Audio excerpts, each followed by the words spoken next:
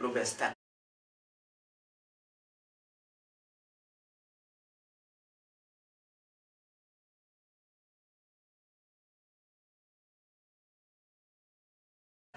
loolu mooy lan diggante nekk programme boo xam ne dafa jóg pour defar diggante yi. diggante dinañ waxtaane nag si biir kër yi. diggante nit ki ak boromam. dinañ dem si biir office yi. diggante nit ki ak yonantum. dinañ génn réew mi. diggante nit ki sax ak moromam. bàyyi daam am na ko tiit na lool ci digganteem ak boromam mbaa du yàqu yi. diggante du fi yàqu diggante dina ko defar fii. ndax nag réeroo amul daal waaye ñàkk a waxtaan am bu ñu waxtaanee gindandikoo programme boobu nag ana ñan ñoo koy amal. Mouhamadou Lamine Kane al Mansour ànd ak xaritam Baye Dame Diouf ñooy def diggante. Gambian Talents TV. ñoo leen di indil programme bu mag boobule. dinañ ko indi ajuma bu nekk bu juróom-ñetti waxtu jotee ba juróom-ñeenti waxtu ak genn wàll.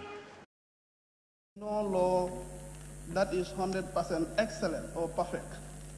If suppose that is the case, then we will not have laws that are made to be amended. But at times, situation will determine, at times the experience, the challenges you encounter along the way will determine whether there is need for you to amend a portion of the bill or the law that you have made already or not. And we are giving this a trial, honorable members, because in doing so, there we will be able to trace out the challenges, the lacunas, the gaps that are within the bill in terms of execution. And in doing so, we are always mandated, and the people responsible or the authorities responsible, they have the chance to always come up with amendments if they feel that this is not actually satisfactory. But the fact of the matter is, if laws were perfect, then there will be no amendment before this honorable assembly. And that is why we are having amendments all the time, honorable members. I want us to take note of that. I don't claim expertise. The committee members also, of course, they are not claiming any authority as long as the report and the bill is concerned. But I believe authorities that are responsible, the stakeholders, that of course have inputs as long as the bill is concerned, if not all, but most of them were engaged, most of them gave their submission as long as the bill is concerned. Because they are not expertise in this, that is why the expertise were invited to give their submissions. And from my understanding, even whereas it is not clearly stated that they agreed, in my opinion, I believe coming up with this report, it clearly indicates that obviously they have agreed. That is why the committee have to come up with this report. That is my opinion. And those of you who are not satisfied, who were expecting so many things to be captured or to be incorporated in this report, here is the chance. There is nothing stopping any individual to come up what you were expecting to be captured in this report. I think here is the chance where one can always give your submission. The committee members are open to capture anything that we feel it is relevant as per the law. This is what actually we are expecting. But if you are telling us you are not satisfied, and at the end of the day you cannot give us any submission or any input to be incorporated in this report, then you are getting us into limbo. We are not getting anywhere. This is how I am understanding things. So the submission of every individual is important if you feel that it is relevant as per the report before us. Honorable members, Honorable Speaker, access to information in any country is always to be celebrated if we have such in this country, because other parts of the world, of course, they are having this in their countries, and they are doing well. And even whereas those that are not doing well in this, they are seeing how best they can amend, how best they can rectify or correct their mistakes in terms of accessing information. Because in terms of governance, accountability and transparency is very important. And this bill will help in trying to achieve transparency and accountability. Because if you entrust people to do a particular job for you, there is need, at the end of the day, if you need any information regarding the job that they are doing within that office, for you to have access to that information. That is what exactly the report and the bill is talking about. So, with me, I am in support of this. The only worry that I have is the commission that is to be established upon approving this. Because we have experience, we have seen, we don't always set commissions for the sake of setting the commission. We set institutions, we set commissions to have them function. And you cannot have these institutions functioning when there is no resources in order to support them. And some of the commissions that we have in this country, they always have that insufficient resources in order to have their operation done. We have seen the like of the Human Rights Commission that we are mentioning here. It is already established, but they have this challenge. And here we are also coming up likely with another commission. What will be the financial implication? Do we have what it takes to have these people to operate as expected? This is the only worry I have. But if the authorities responsible can guarantee that, of course, they will have the support, what it takes in order to have their functions carried out, then so be it. Honorable Speaker, for me, I am in support of this, and here is a chance that we can always come together and give our submissions for them to be captured if we feel that it is relevant to this particular report or bill. Thank you very much, Honorable Speaker. Thank you. Charged with the responsibility of reviewing the report submitted by a committee charged with the responsibility of scrutinizing, considering, and advising this Assembly on the merits of the Access to Information Bill, clause by clause, so that if there is any need for a review of those clauses to enrich them, we'll do so when we come to consider the bill clause by clause. Honorable Speaker, the committee has completed its work and has submitted its observations after scrutiny. At page 4, it observes that the objects and reasons that are already embodied in the bill should actually be retained.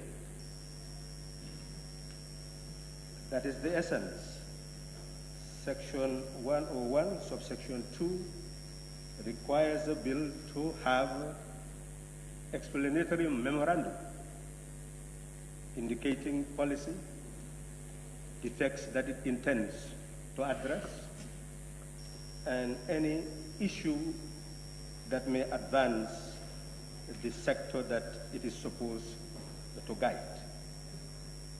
Their position is that we should retain the objects as stipulated. That is paragraph 1. Paragraph 2, that the guardianship of the bill would be the Minister of Justice. Here, Honorable Speaker, this Parliament must begin to understand the bounds of its powers. Every authority has powers that are circumscribed by law, and you cannot exceed those powers. And unless we realize this, Honorable Speaker, we will not be fit for purpose. Section 76 of the Constitution is very clear, and we must never lose sight of this fact. It states that the executive power of the Gambia is vested in the President, and subject to the Constitution shall be exercised by him or her, either directly or through the Vice President, ministers, or officers responsible to him or her. Responsible to him or her. So portfolios are prescribed by the president. And you don't tell the president what portfolios he's going to assign to his ministers. It's very clear under Section 81 of the Constitution, which states administration of ministries, where the vice president or minister has been charged with the responsibility for any ministry. That's the emphasis, charged with the responsibility. Who charges the president? The ministers. It's the president who does that. So what ministers do is not the responsibility of this body. It's the responsibility of the executive. That is why in many instances, in drafting, you do not say minister of something, you just say minister for the time responsible for the administration of a given thing, because that can change. So, Honorable Speaker, I believe that paragraph 2 has exceeded the bounds of our powers and has no basis in terms of the recommendation. Honorable Speaker, we go to paragraph 4. Here, the essence of paragraph 4 is to deal with the interpretation clause of the bill. And looking at the interpretation clause of the bill, Honorable Speaker, it is simply telling us at page 5 that request means an application made under Section 12 of the Act. And requester means a person who requests access to information under this Act, or any person acting on behalf of the person requesting access. I know that we've been given 2 branches of the bill. I hope I'm reading from the appropriate one. I had to consult to see whether what I brought in this chambers is actually the right one. But essentially, this is what it is saying, Honorable Speaker. Observation, Honorable Speaker, if you can allow me. Yeah, that's up to him. Well, can I go ahead? Okay, I think it looks like the honorable member actually is not using the updated version. The one in red is not the updated version. The updated version is the one in green. So if you are reading from the red version, you are not reading the right one. Yeah, thank you. Thank you very much, and I hope send me the updated one as quickly as possible. This is the updated one. Well, that's what I'm told. I've consulted with the office, and I hope.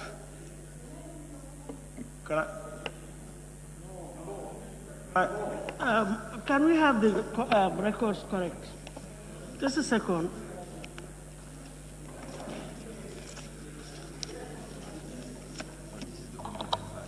Even me, I don't have it. Our deputy.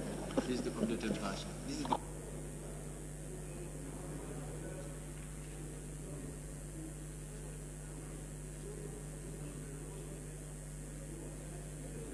By way of explanation, the one which was the green one, it actually withdrawn. It's the one that was withdrawn and replaced by the red bound one. So are we all together? Do we have the red one? Everybody? Okay, so we disregard the green one.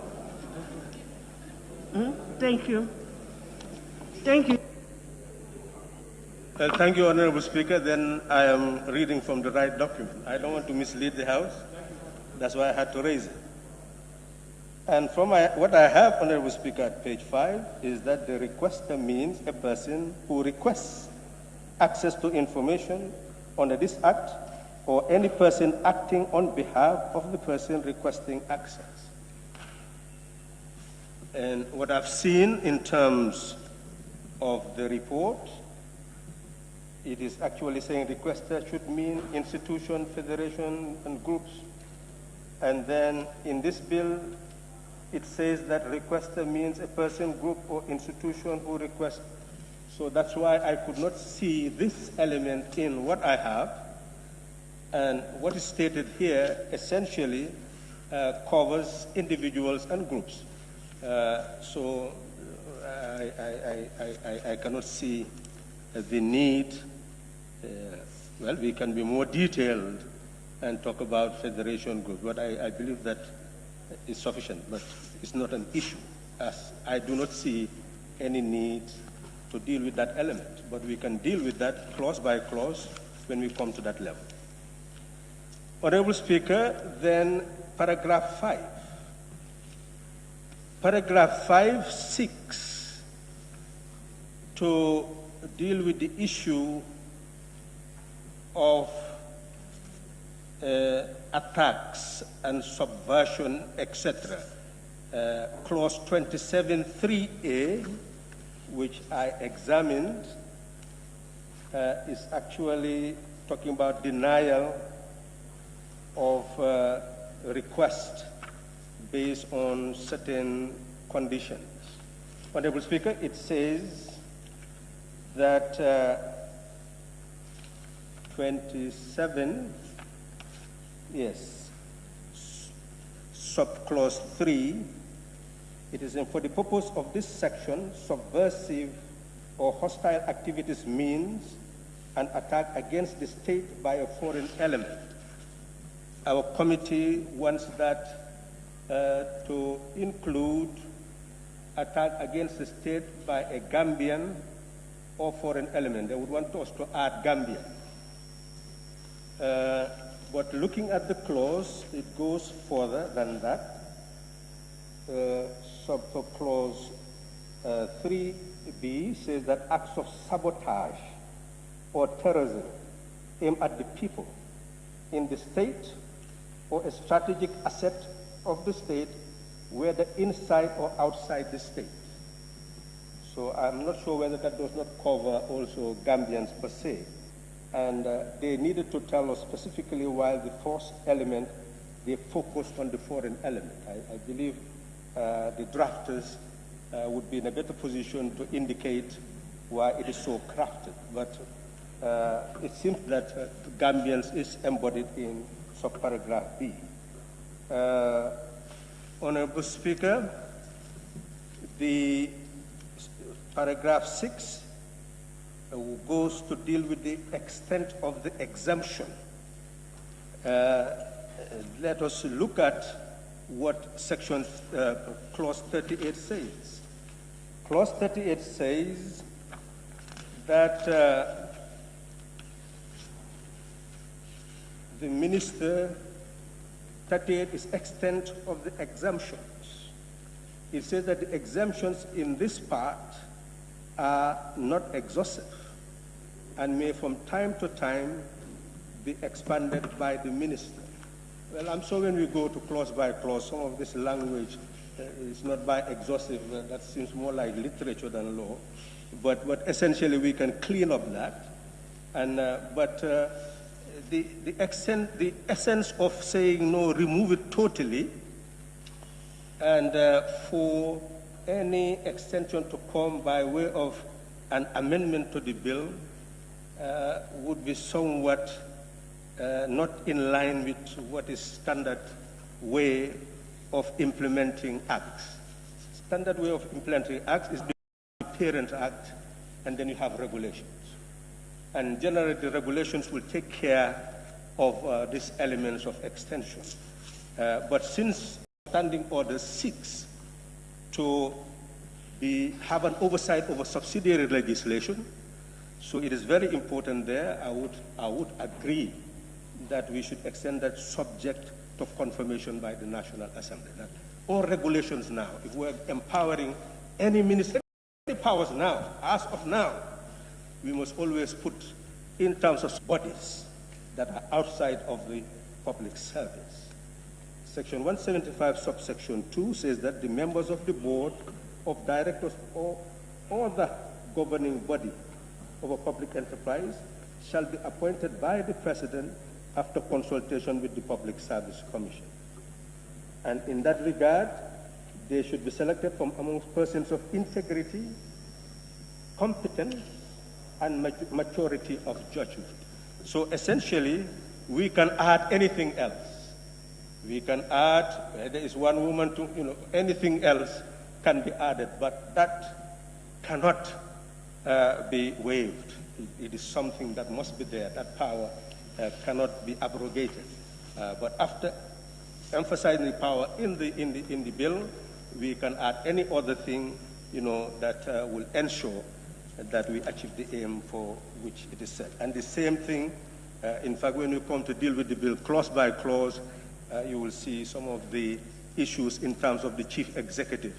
All those are already stipulated by the Constitution, and if we want to add, we can add, but we cannot subtract. So we'll deal with that when we deal with the issue. Honorable Speaker, then the last element here is in terms of punishment. Well, this we're here to debate. The issue of offense and issue of punishment must be looked at from a human rights perspective. The world is moving away from punitive action. It's really moving more and more into really helping people to be rehabilitated to do what is right. So substantive justice helps the individual to move away from what is wrong and do what is right.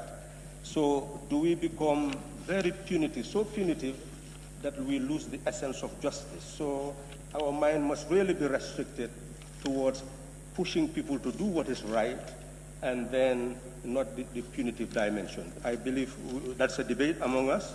When we come to the punishment clause by clause, we will know exactly what to do. Honorable Speaker, I conclude then from that angle that based on the recommendations that had been made, essentially is for us to place the duties of the Commission under the human rights. I think number one is clearly not tenable.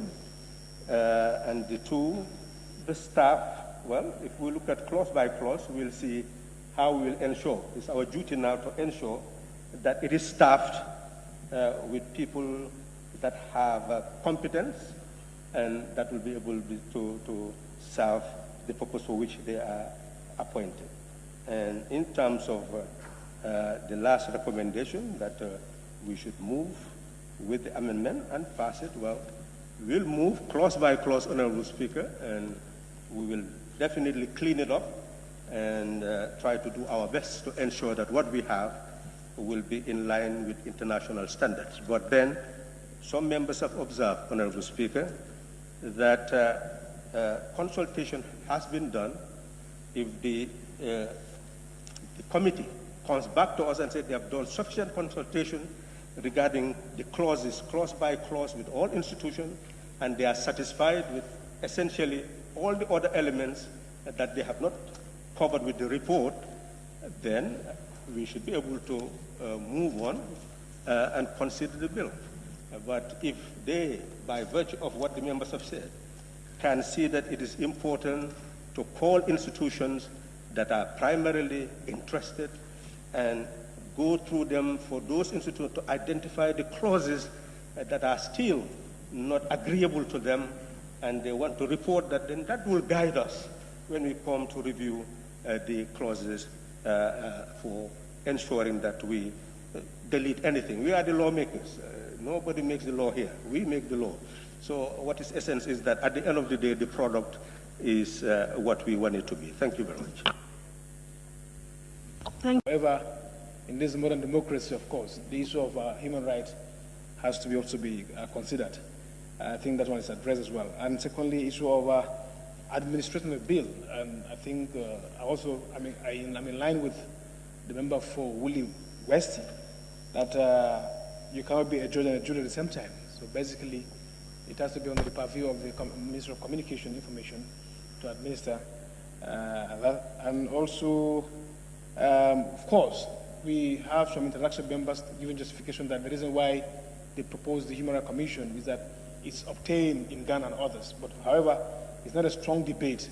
What can be practiced in Ghana could be wrong as time goes on. So basically not what is really obtained outside countries or elsewhere might be seen as best practice, and it's liable to changes, liable to amendments, and we could even do it better than Ghana if we follow the right procedure as well. And yes, the issue of disability as well, as alluded by also Senator Badibu, yes, if the plenary does wishes to really incorporate that there, to extend the membership to that, also it shows the vibrantness of our democracy and our human rights lens as far as this generation is concerned. So basically, I'm also of the view, of course, if it is possible, we also consider, because we just passed disability bill here, and then, of course, so institutions are also structured in that line to be disability friendly. So basically, it creates room for their participation in this entire process.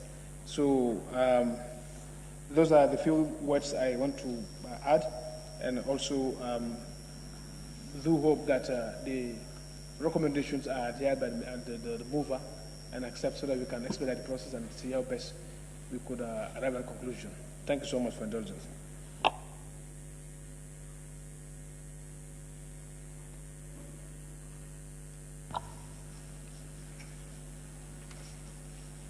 Thank you very much. Honorable Member, can I just get confirmation from your intervention with regards to the disability bill? What did you say about the disability? Thank you very much. I said that disability bill is before us here for consideration, and then which will give us a room to cater for them in terms of this democratic dispensation. However, once it's passed, of course, it shows that the issue of inclusiveness is obtained, and therefore institutions will be also structured to be disability friendly, so that this portfolio given to them could be something to enjoy. Yeah, thank you. I thought as much, but I just had a different version, which I wanted to confirm from you. Thank you very much. Honorable Member for Bundunka Kunda.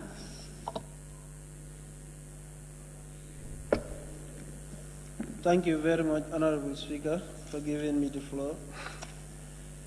I would like to thank the chairperson of the committee and all the committee members for the hard work they have done. Honorable Speaker, it is often said, no matter how hard a hand works, it is difficult to realize that it is sweating. This committee worked very hard to come up with this report. They had a series of engagement. They make sure that all stakeholders have an input on this bill. They met several times with all the stakeholders, and they even met us just last week to make sure that all stones, or there is no stone that is not torn. In a sense, they try to do as much as possible to do justice to this bill, because we all know the importance of this bill. Honorable Speaker, it is said that a public property should remain public. Nobody can doubt the fact that this bill is very, very important and is long overdue. This bill is to address or combat corruption, promoting good governance, including effective governing, effective public participation in government decision-making. And once these things are absent in governance, then there will be, or people will go do wrong things and go away with them. We all know that what was going on and is still going on. It's a part of the institutions.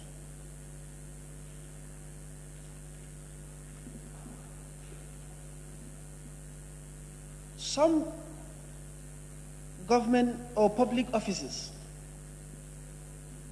if the information seekers go and seek information from them, like the journalists, sometimes they are being... Honorable, sorry, I did indicate earlier that we had passed the stage of the merits and principles of the bill. Can we concentrate on the report and also the provisions of the bill, if you can, so that they'll be able to take note of all those observations, but the general principles and merits of the bill had already been debated upon, just by way of guidance. Thank you. Honorable Speaker, if you allow me to learn, I think that is what I'm trying to do.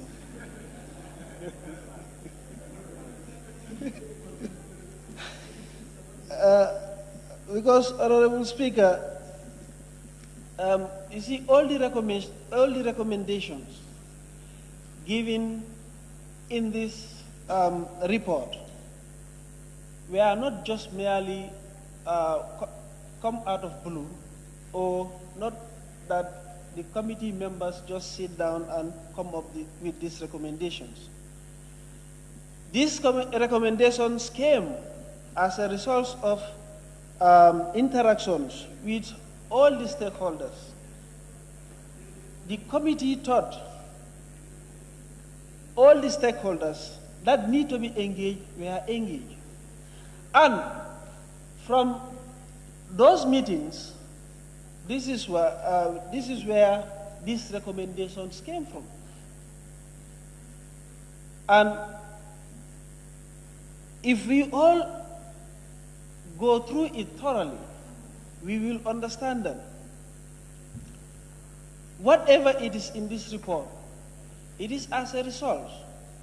What comes from these stakeholders, how they see things. Most of the issues that were mentioned came up during the consultation with all those stakeholders.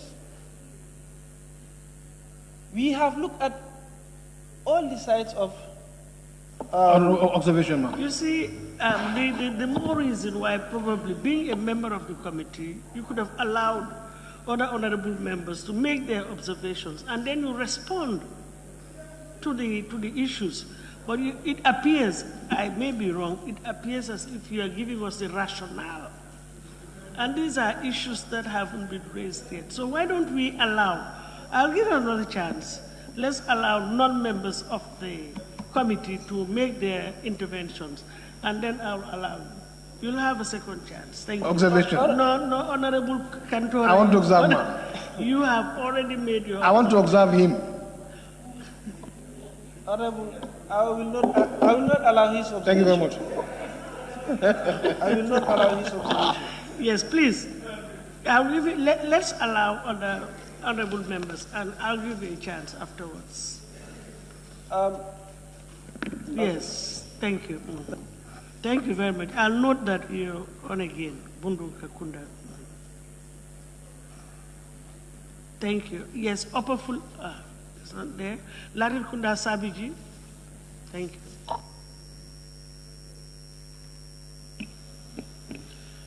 Thank you, Honorable Speaker, for giving me the floor. Let me also join the rest of the members to acknowledge the job of the committee. That's the Select Committee on Education, Training and ICT on the Access to Information Bill 2019. Honorable Speaker, if you look at their report, I think I am quite satisfied with what they come up with. Because looking at the methodologies that they use, the key among them, if you look at the second bullet point where they say meeting with the stakeholders, this is a key. It's a very important area that they have looked at. And then looking at the stakeholders that they've involved, starting from 1 up to 15, I think this is quite encouraging. This is what we expect from a committee.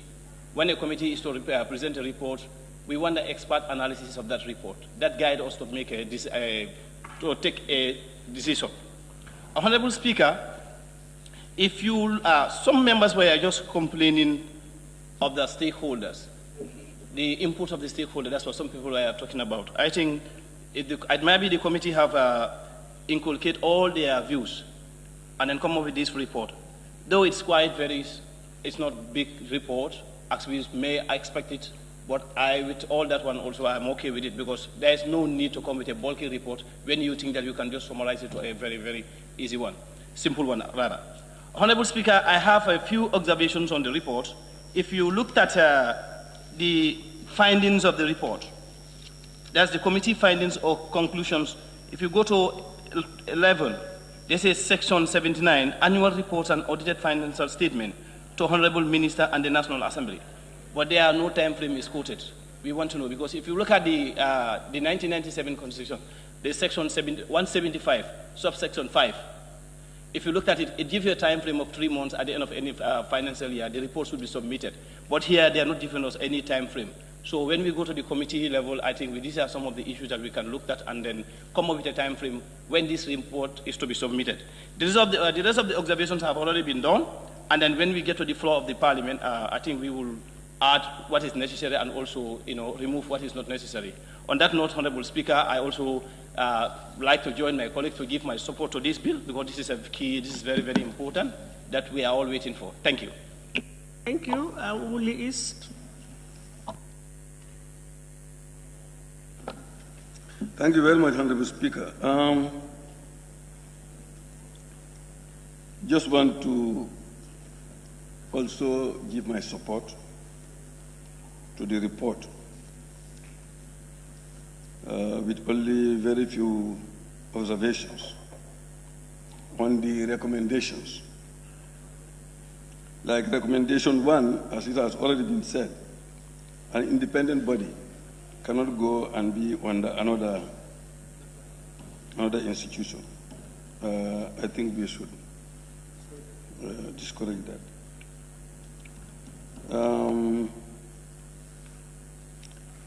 I think when it comes to the exemptions, even though we know aggrieved persons have a right to appeal, different appeals, and can even go to court when they are denied their right under this bill. But Honorable Speaker, if you look at the issue of access to information, it's very varied. And times are changing, evolving. To give a blanket power or blanket powers to a minister to continue expanding those exemptions may have some human rights ramifications. So I am also with the committee that whatever those exemptions are, we should consider them as subsidiary legislation and they should come to us for scrutiny. Also, Honorable Speaker, when we look at section 51, it has given some powers to the Executive Secretary to formulate rules and procedures and to control, direct and administer the Commission. We should expect a lot of rules here, and I don't know what she is going to put there, but it's safer to consider them as subsidiary legislation that they should come here for us to look at it. Those are some of the observations I have. Thank you, until we get to the Committee of the Whole House. Of the motion will be doing the more detailed one. I think the consensus would be on having the Commission under the Ministry of Justice and also to have the Commission as a special directorate under the National Human Rights Commission. Specifically, these were the two reasons why our last consultative meeting was convened. And there, as Alon reported, all the relevant stakeholders were invited, and then their position on the said issues were put to, for the Gambia Press Union, the National Human Rights Commission will have a more speedy process when the Information Accessing Commission is under them, and that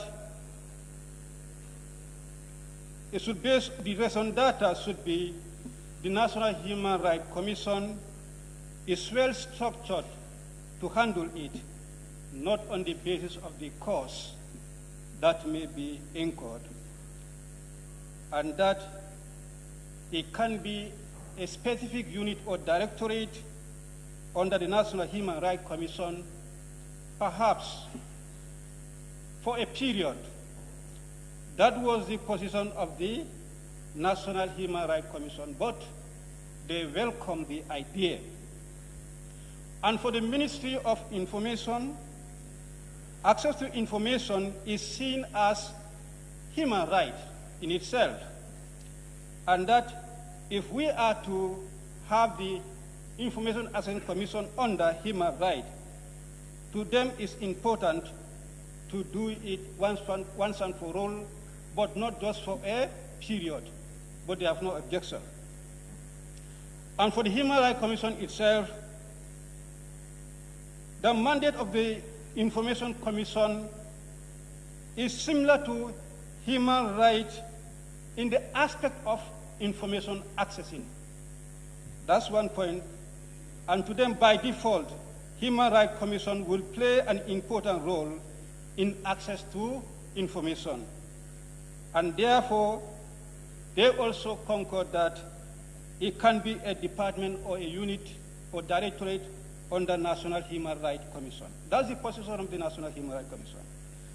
And for Ministry of Justice, Human Rights Commission does not provide oversight over Information Commission. That was the fundamental clarification the representative of the Ministry of Justice made. That the relationship is not a vertical relationship, but a horizontal relationship. And that it is possible to have it under Human Rights Commission, which is legally possible to have it, the Information Commission, under National Human Rights Commission. And that it will not take anything away from the importance of the Commission. And that there is no problem to have it, the Information Commission, under the Ministry of Justice. Therefore, if there is need for any necessary amendment to have it under that, what we can just do is to provide that. And these are the positions of those relevant stakeholders. It was unfortunate, as Honorable Member for Woolly West highly put, when he raised a concern, he stepped out for another meeting, but before the response for those stakeholders who come, he was not around. But when he left, these were the reasons that were advanced, and that made the committee members to be convinced that we don't want to create a commission just for the sake of commission. We have seen commissions that are redundant. This commission from the start should be functioning effectively. There are issues surrounding information. Those issues should be effectively handled. And if there is a well-structured commission that can do that, let's have it. As time goes on, when there is a need to have it under its own, there are provisions for necessary amendments that can do, and we do it. But for a start, the Gambia Press Union is more comfortable for it to be under the Human Rights Commission based on the structuredness of the National Human Rights Commission. I thank you. Thank you very much. All you do, honorable member for all you do. Thank you, Honorable Speaker. I'll be very brief in my submission. I'm also a member of the committee, and the member for Brikama North have stated almost everything that we wanted to clarify as well. We are dealing with the Access to Information Bill. I know it is, or it will help us to have an amendment during the committee stage. I mean, nothing is exempting us from doing that. So many speakers have said perhaps the report had some certain issues. But one thing I wanted to note is the report was not done in isolation. It was done in consultation with stakeholders. One clarification I need from perhaps the mover, or maybe during committee stage, is we are talking about for the bill to be under the Human Rights Commission. When we were asking questions, the custodians of the bill was between Minister of Justice and Minister of Information and Communication. And later it was said that Minister of Justice will be the custodian of the bill. And now Human Rights Commission is going to be the institution that is going to oversee the implementation of the bill. During the amendment, I think the plenary can change that from the original bill to have Human Rights Commission instead of an independent commission to be established, as alluded to by my friend, Nyamina East, that establishing new commissions are also, you look at the financial burden of the country as well. If we wanted to go into all that, that is also giving us problem. In fact, it might not happen, because before you establish the commission, these things are going, and it's part of the reform as well. So why not we amend it and have it under the Human Rights Commission instead of establishing an independent commission for the implementation of the bill? Honorable Speaker, I just wanted to do that. Thank you so much. Those who are assassinating people's character, one may lose money, you became poor, but you will not lose anything. But if you lose your integrity, that is a great case for concern. So I think this thing also needs to be looked into. The amount of fine on this character assassination joined the list to be increased to a huge amount, because if you lose your character, you are absolutely nothing. Thank you.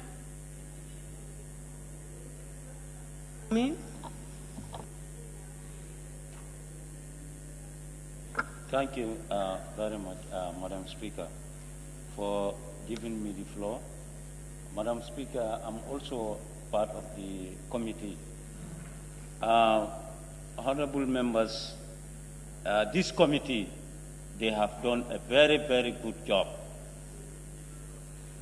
For the simple fact that before we arrived to this stage, as it is stated in the report, we have consulted so many stakeholders pertaining to this issue, which is access to information bill.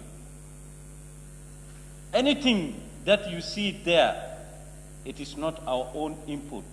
It is the input of the experts. In fact, independent experts were consulted with regard to this. If you see, we all arrive at this conclusion, that is for the Ministry of Justice to be the custodian of this bill. We all know it when we were at the meeting stage. And for the human right also to be, for this access to the information bill to be on the human right, because it is a human right issue. And as other speakers said, before we establish another, and it is not functioning, why not we put it under? And if their mandate is also that thing, that access to information bill, if it is their mandate, it is not bad. Looking at the resource constraint, we know what we have. Whether we will be able to run, it is in the bill that there should be an independent body. Yes, we know that. We have seen that. But looking at the resource constraint, and you know that there is another body that can take care, why not put it under? And in fact, it is going to be a separate body. a separate body. They will not control them. But they will be under them. They will not control them. But this is why we said let them be under those human rights, this thing. And if you look at, no problem, you can go ahead. Honorable Speaker, it's just observation and is allowed me. If a bill is brought and the motion is moved by the executive, we cannot come and recraft the bill. I've quoted the section, the clause. If they want to recraft the bill, they take it, they remove it from us and go and recraft it and bring it to us. The recommendation is for us to pass. It's not to withdraw. So what is being said is we cannot recraft the bill. We can only either pass it or reject it. So, technically, I am saying, I'm telling you, and you can doubt what I'm saying that this should be an autonomous, according to what we are given, it's an autonomous, independent and autonomous institution. The finances is, they bring what we do is for us to approve or not approve ultimately in a budget session. Okay, thank you very much. Madam Speaker, if you look at the bill, section 38, it is clearly stated that in terms of expanding, it is the minister. But upon discussion with stakeholders, we decided that it is important after they consult the National Assembly. And when you look at the bill there, it is only the minister which has that right.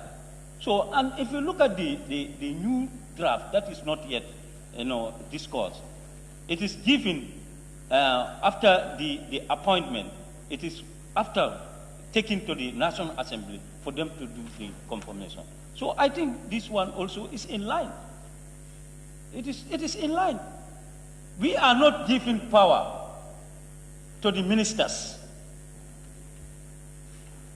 We are giving powers after any appointment, let it comes to the National Assembly, and National Assembly will confirm it. But Honorable Speaker, to be candid, the committee have done a very good job. And I thank all the members, the subject matter specialists, the support staffs, and everybody who participated in this report. On that note, I thank you very much. Thank you. Ilyasa. Madam Speaker, although I think I'll be the shortest person, although definitely I really recommend I support the bill simply because if you go through the content of the bill, it's very satisfactory, simply because they're going to defend the rabble people, and also, if you allow me, I could just read the portion.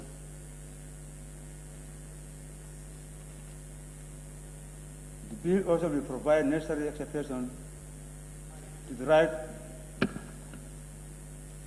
access that should be limited to a specific. It's going to also protect the privacy of the individual. Even that alone also is okay. At the same time, when you come to the number 10, page 5, the punishment. Madam Speaker, what I even suggested, that they were saying that If I default, or if you say something against somebody's character or try to defend somebody's character, maybe they'll fine about $250,000 or years imprisonment. Madam Speaker, as far as the integrity is concerned, and human value, because if you lose a value, Madam Speaker, you are no more human being. That being the case, I am recommending instead of $250,000 to $500,000 and 5 years imprisonment. That's my recommendation. Thank you. Thank you. Honorable Deputy Speaker. Thank you very much, Madam Speaker, for giving me the floor. Madam Speaker, I think the committee has done a very good job because it looks like an inquiry was set and all stakeholders were consulted. I think that's a move in the right direction. But Madam Speaker, well, I want the mover to clear my doubts on this issue. That is the stakeholders. On page 24 of the Access to the Information Bill 2019, the stakeholders, I saw an economic interest of the state. I think that portion or the Ministry of Finance or whosoever, they should be, I believe, I am with the opinion that they should be part of our stakeholders. Now, on the same page 24, number 30, the law enforcement agents, I am with the opinion that they are part of the stakeholders, and I have not seen their names among the stakeholders that have been consulted. I want the mover to make clarity on that. Thank you very much. Yes. Thank you very much. Honorable Member for Bunduka Kunda, you still want the floor? Thank you, Honorable members, for the valuable information that you have given with regards to this report.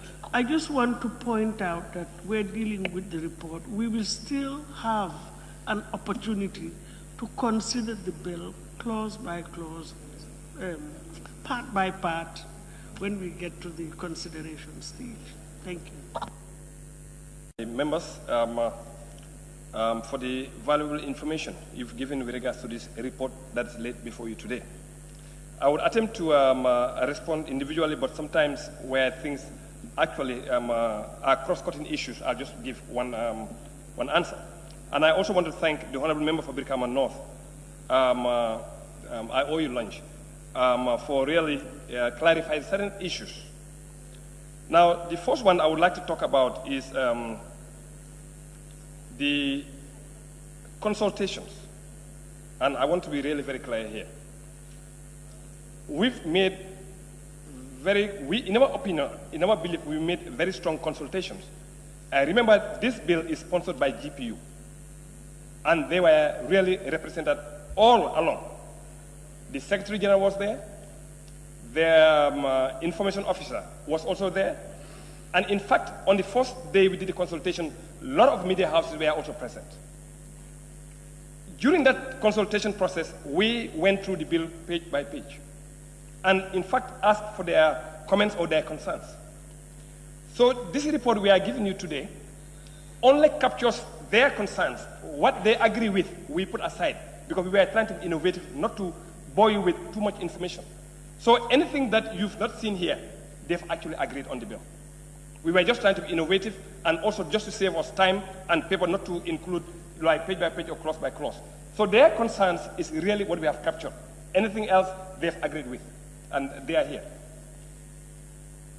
So the notion that we, well, it's an opinion, but the fact of the matter is we have done, in our own opinion, we have done a lot of consultations, and they've, in fact, all the things we are seeing here, in fact, came from them. All the issues we are talking about today came from them, from those stakeholders. And we, as a committee, attempted to really clarify, and in some instances, the Ministry of Information and Communication was also there. In one of the areas about not creating a new commission. Let me clarify. On quote, from the PS of Moise, it is their wish to not to have a new commission, but to put it under a commission, another commission that's already established. That is the wish of the ministry that actually this act or this bill is actually mandated to oversee. That is their wish. Again, like the Honorable mentioned, that is the responsibility of the executive to decide really what they want to do. And he's perfectly correct. So when they say it's their wish for this to happen, again, we let them do it. Exactly, we let them do it. And that was their wish. But just to ensure that we are very fair, we also ask, GP was there and other stakeholders, they do not have an issue with it. And that's the reason why we wrote what we wrote. Because the executive, being the, if I may call the policymaker, whatever, they said it's okay. GPU, no objection in that. The only concern that they brought was, to support what they were saying is because of they understand the financial implication of creating a new commission. Remember last year, we've actually created a new agency, Gambia Information and Communication Agency, and until as of right now, I can tell you, not even a member of the board was actually constituted. So to put this under the National Human Rights Commission is actually going to help in various ways. Economically about the revenue of the state, and secondly also, they can actually step up right now and start the work. Because this thing is a human rights issue, and again, they can start the work immediately. But let's remember one thing. From the Solicitor General, he confirmed, like the member of Birkama said, Birkama North, that the National Human Rights Commission, they are not overseeing any other commission. They have a mandate, and other commissions also have their own mandate. So basically, it's really vertical, it's not horizontal like he mentioned. So they are not overseeing any other commission. They have their own mandate, and other commissions also have their own mandate. So they are not responsible to any other commission. I think he made that clarification. However, he said that a portion of the bill, which is, if I remember right, part 5 of the bill, actually he has to redraft. Because of what we put there, it's very clear that we're going to create this, we'll create that. So he said, if that is going to be the case, then he has to redraft that one, and he promised that he's going to redraft that one. So once we come back here to do things clause by clause, to review clause by clause, then he can bring in really what is going to replace that particular section, so that we don't have any ambiguity. The Solicitor General also, well, representing the Minister of Justice, he also was very clear that he doesn't have any issue at all. In fact, he gave an example like what happens in Ghana. The Ombudsman, the anti-corruption, and also this access to information, they're all under one umbrella. They said it's actually normal in any part of the world that actually happens. Anywhere you go, sometimes the anti-corruption agency, together with the Ombudsman, in some jurisdiction they are together. So he doesn't see any issue why we cannot put this thing together. And the National Human Rights Commission also were there, and he was there actually, and he also didn't have any issue with that. Another area about that the member for Banjul South did mention, that the composition of the committee, well, that is not our mandate. The composition of our committee was put in plenary here, and we all voted yes. So really, there's nothing we can do about that. The members, like female representation, again, I don't need to talk about that because the speaker has already mentioned that. So I think that one we can maybe take on another level, but it's okay. So she's also saying that the stakeholders, we lack expertise. So, but unfortunately, he or she did not tell us exactly what kind of expertise that she was expecting. I really don't know. So really, I cannot answer that question that she was talking about. But we thought, or we felt, the most important people, these are the stakeholders that will be dealing with this bill. So those are the people we invited. So really, since she's not here, so I really cannot dwell more into what she was really looking for. But we thought, under the circumstances, we had the two ministries together. Under the circumstances, we have the Gambia Press Union there. And under the circumstances, also, we have a representation from the people living with disability who also happen to be a magistrate. So we thought that was enough, but perhaps maybe she can give us more information about on that one.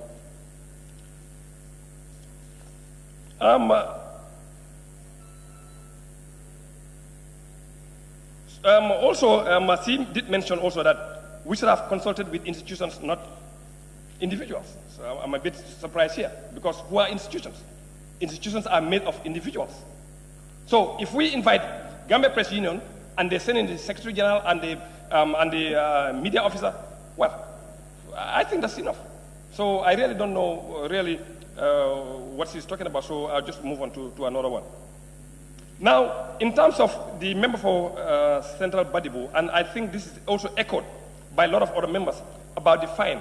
They believe the fine is too high. Well, the fine is not really is a way of making money by the government, but it's just a deterrent. Essentially, that's what it is. In fact, when you go through the model law of access to information for Africa from the AU, in fact, they have not even indicated any amount, any fine. They just tell you, they have not indicated any prison term. But what they tell you, where a person without reasonable cause refuses to refuse a request, has not responded to a request within the time specified, or has vexatiously denied the request, or has given incorrect, incomplete information or misleading, or obstructs in any manner the release of information, the oversight mechanism or the appropriate court may impose a financial penalty. That's where they stop. They have not indicated any penitentiary term or anything like that. So, but when we come in the floor of the House, when we are looking at this clause by clause, we can change that. That's all within our hands. Now, the memo also refers us to about the disclosure of or the protection. I think Section 80 of the bill itself. I think it's about the regulations. I think it's also really very clear. I mean, the minister make regulations, but again, like the member Sidia said, subject to the approval of the committee that we recommend. So I think that also should be covered. Now, the one for Banjul North, I think I've covered that about consultation. I think I've covered that. I need not go back to those ones. But again, it's not really too late. If there are any other concerns from GPU that you are aware of, that we are not aware of, we have not covered, well, when we come to the floor, you can bring it up on board and we can debate it. We can change anything we want to change on this bill. Now, the member for Nyamina is, I think, overall also, he was just referring to about the amendments. But I must say, on this section,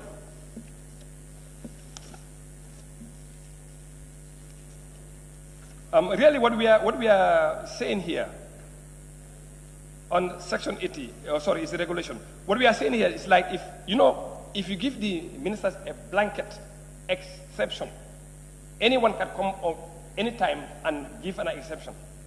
And that's what we are trying to run away from. What we are saying is the exemptions that are given in this bill, for now, we are saying is enough. However, in the future, if they want to give anything which is really very reasonable, under the circumstances, they can bring it in the form of an amendment bill. That's all we are saying. And I think that's really reasonable enough.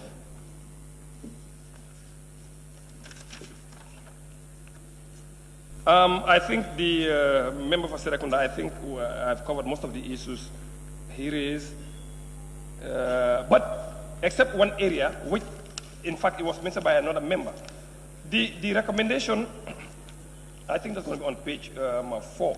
Number 4, the requester. Actually, what we have is in addition to what is already in the bill. So it should read, means a person, institution, federation, or group, inclusive. I think maybe the way we word it maybe can throw off somebody. But it's actually in addition to what is already there. I think some other members also did mention about that particular area. Now, the member who said, Lazikunda Sabiji also did mention about time frame. The time frame is already there.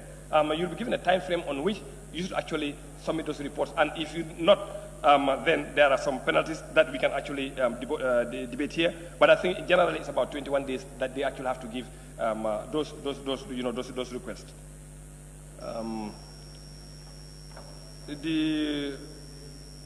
Sure. I think the time frame is talking about the submission to the National Assembly. It's within 3 months of the end of each financial. That is stipulated by the Constitution. I think that's why he mentioned. Thank you for that clarification, Honorable Member Serekunda. I think that's right. I think for that particular section, maybe when we get back to clause by clause, we can amend it to match what we have in the 1997 Constitution under the public enterprises. I think it's very clear about the number of months, which is about 3 months, that they have to submit this information to the minister and to the National Assembly as well. So when we get to the Committee of the Whole House, when we are amending clause by clause, I think that can actually also be added.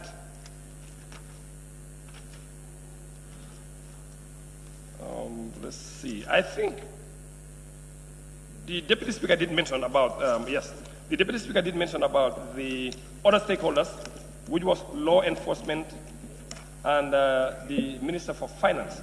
Well, you are quite right. When you go in the bill, I think they are also stakeholders. Because especially the Minister of Finance, these are things dealing with budgeting, etc., etc. But the Minister of Finance is not actually responsible to make budgets for any other ministry. The only thing he does is to collate what came from the other ministries. After the budget consultation process, that's where he gives them budget ceilings, and they also know what they can do and what they cannot do. So in a sense, we are saying probably the ministry responsible for this bill would have consulted with the Minister of Finance in terms of the budget or in terms of the financial needs of the commission itself. And in terms of the police, we really didn't see the need, but perhaps you are right. Maybe we could have maybe consulted with them but we are really very certain in case somebody refuses to give access to that info that they requested. I think there are legal procedures that you actually have to follow. And in terms of things dealing with people that attempt to create any kind of issue in terms of destroying evidence and stuff like that, I think there could be some other legal laws or the legal framework that we actually can work on to solve that issue. But perhaps maybe you are quite right. Maybe we should have consulted with them to maybe get their input. Honorable Speaker, I think I've covered most of the issues, but essentially I just want to tell honorable members that this, sorry.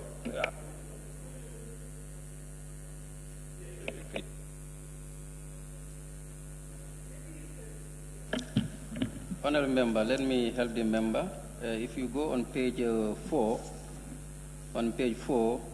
number 3, where you have access to information must be all-inclusive, taking into account people living with disability. From that point, I was proposing not only people living with disability, but also national language literates. And why don't you have consultation with the ANFIU, Adult and Non-Formal Education Unit, for them to be able to direct you on that domain. Thank you. Well, thank you very much, Honorable Member for Basse, who also happens to be a member of the committee, and thank you for bringing that up. But these are some of the things that we can actually bring on the floor when we are approving this thing clause by clause when we have the committee of the whole house. I think outside that, in general, really, the issues we've actually mentioned here, essentially is just the issues that were brought forward to us by the stakeholders. So the other areas we have not touched in the bill because they were comfortable with them. And that's the reason why we have not even touched any one of those things. But during the consultation, we went page by page and clause by clause, and they actually highlighted really what they wanted us to say. Yes, go ahead. Just observation for clarification, that is 38. You know, you're simply saying to delete that completely. But if you look at 80, clause 80, it is saying that the minister may make regulations for carrying into effect the purposes of the provisions of this act. And that is generally the standard, that you have the Parent Act, and for any substantive issues that may come, you move by way of regulations. So what you are recommending is to come up with another amendment, because that's what you are recommending. It's like the amendment. It's like you bring another bill, amendment bill. So that's what we need to decide. Should you come up with another amendment bill, which is what is being stated here in your recommendation, but you've already agreed, and I think that provision should go with confirmation And I think once we have confirmation, so any other regulation that comes must come to us for confirmation. Now, in terms of also the annual report, you know, in annual report, to the minister is 2 months, according to the public enterprise, is 2 months, and then to the National Assembly, 3 months after the end of financial year. So I think we conclude. Okay, yeah, thank you very much, and thank you, Honorable Member for Serekunda, for pointing those things out. But essentially, really, these are the kind of things that we can actually change to be consistent with the 1997 Constitution. And I think once we get to the Assembly of the whole House, I think these are things that we can actually change along the way. And on that note, I want to thank everybody and all the stakeholders also for attending this presentation of our report. Thank you. Person reports continues. Report of the Standing Committee on Human Rights and Constitutional Matters on the Constitution Amendment Bill 2019 by the Honorable Vice Chairperson of the Committee.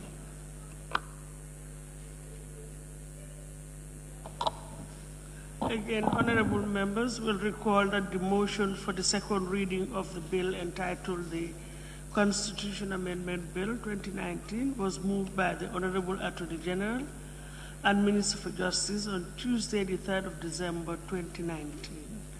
The motion was seconded and the debate on the general merits and principles of the bill ensued.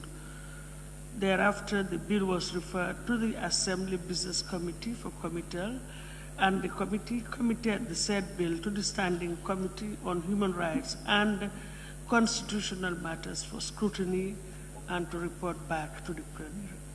The committee is therefore scheduled today to table its report before the Assembly. And once the report is tabled, debated, and adopted, the next stage of the bill, which is the consideration stage, will be scheduled accordingly at another appointed date. I will now invite the Honorable Vice Chair of the Standing Committee on Human Rights and Constitutional Matters of the National Assembly to table the report of the committee. Honorable Vice, thank you.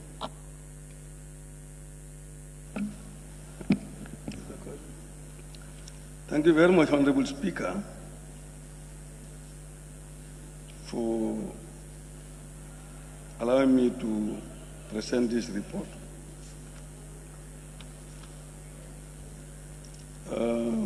Honorable Speaker, the committee has 12 members. You can see the names of those members. And we have a very strong supporting staff.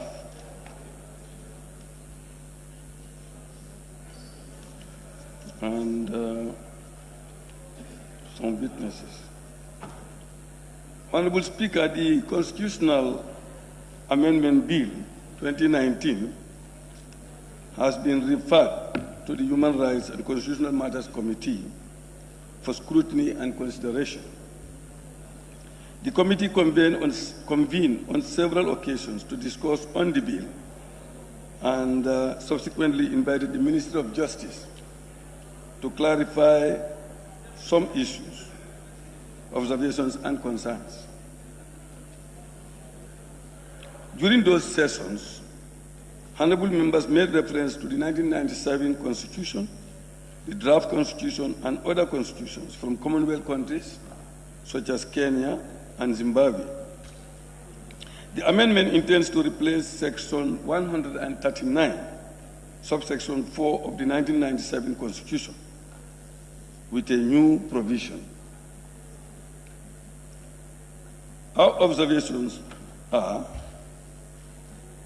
the bill was introduced by the Attorney General and Minister of Justice, and in justifying the amendment, he said, many magistrates are qualified to be appointed as judges of a high court, but Section 139(4) of the 1997 Constitution makes that impossible. Currently, a magistrate is only qualified under the said section if he or she serves as a principal magistrate for 5 years. And the position of principal magistrate in each administrative court is only one. This limits the possibility of other magistrates, even with more than 5 years' experience, from having the opportunity to be eligible for appointment. The provision of Section 139(4) and the proposed amendment are provided below. Honorable Speaker, Section 139(4) of the 1997 Constitution reads, quote, "A person shall be qualified to be appointed as a judge of a high court if he or she holds or has held office as a principal magistrate or master in the Gambia, or an office which, in the opinion of the Judicial Service Commission, enjoys a comparative jurisdiction in a common law country, in which case for not less than 5 years, or if he or she has practiced as a legal practitioner before a court having unlimited jurisdiction in civil and criminal matters in a common law country for not less than 5 years," unquote. The proposed amendment of Section 139(4) reads, that is our proposal now, "A person shall be qualified to be appointed as judge of the High Court if he or she has qualified to practice as a legal practitioner in a common law jurisdiction for not less than 5 years," unquote. After a careful consideration of the amendment, the committee observes that 1, the amendment has the potential of compromising standard of judges. Also, 2, the amendment made reference to qualification only and omitted experience. 3, the legal practitioner is only required to possess a qualifying certificate and not necessarily practicing. 4, the standard introduced by the amendment is quite different from what obtains in Commonwealth countries such as Kenya and Zimbabwe. Based on these observations, the Minister of Justice was invited to respond to the observations of the committee on the proposed amendment. On the 13th of March 2020, the Minister of Justice was represented by the Director of Drafting, who was asked the following questions. 1, what are the justifications for introducing a lower standard compared to the standard under Section 139(4) of the 1997 Constitution?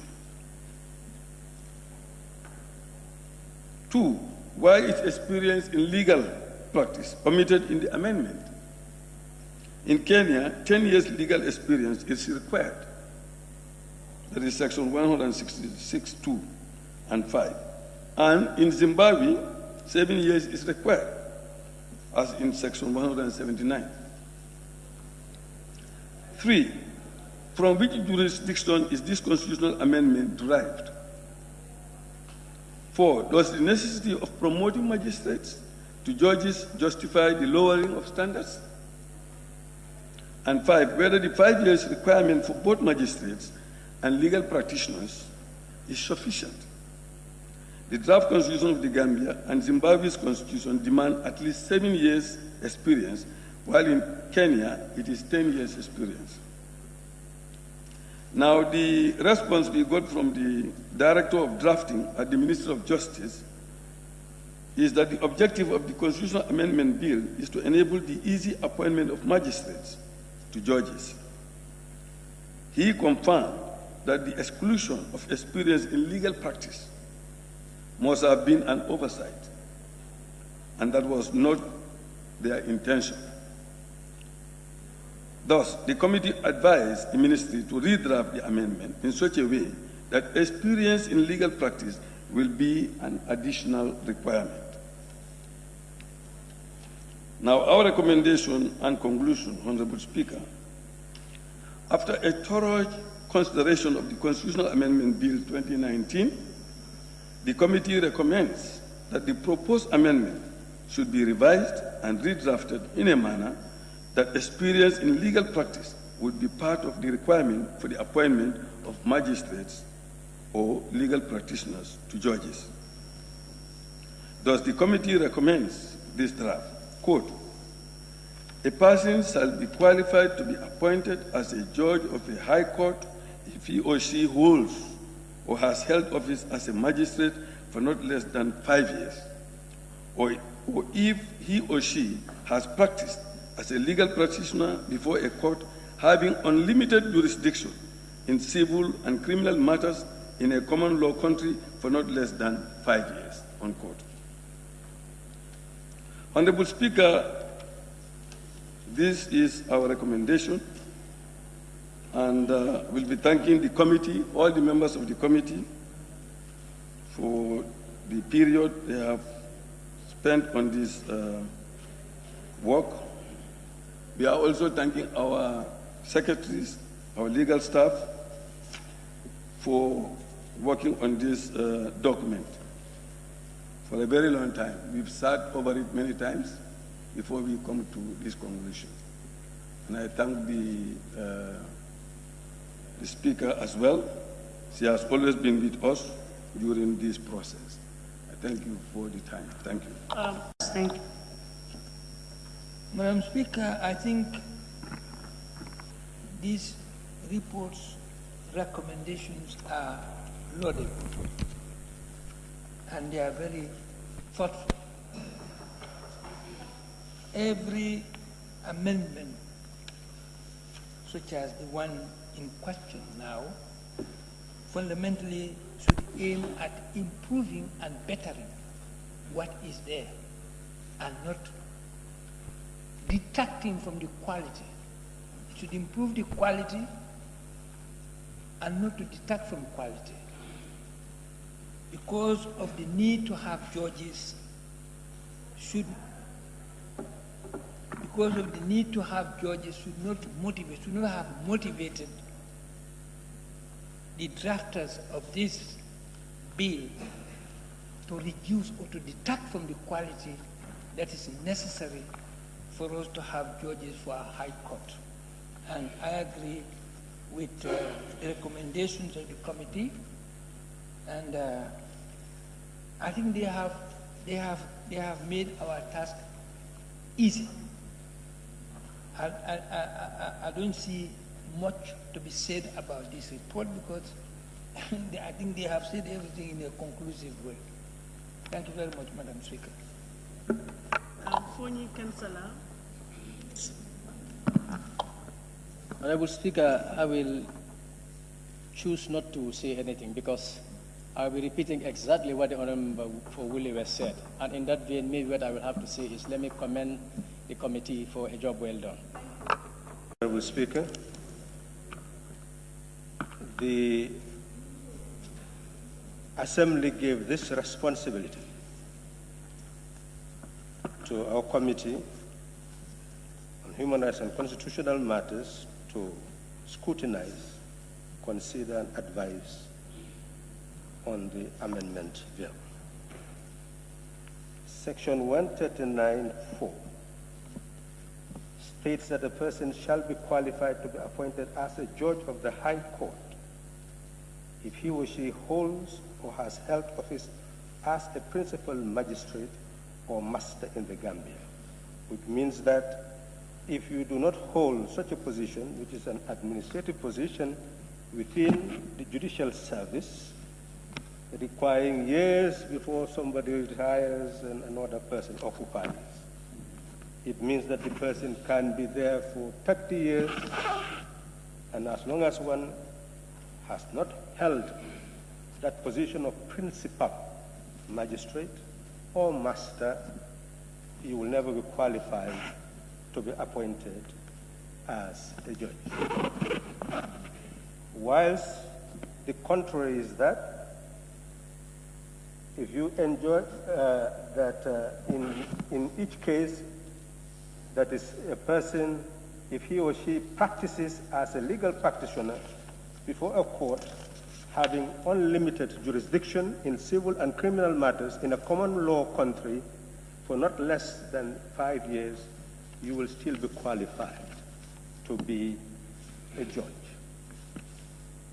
So this is discriminatory in effect, that a person who occupies the bench serving for 30-something years will still not be qualified to be a judge, while somebody who is simply practicing as a legal practitioner, avoiding the bench, will be qualified to be a judge. Clearly, that is discriminatory. And therefore, to cure that discrimination is the object of the amendment.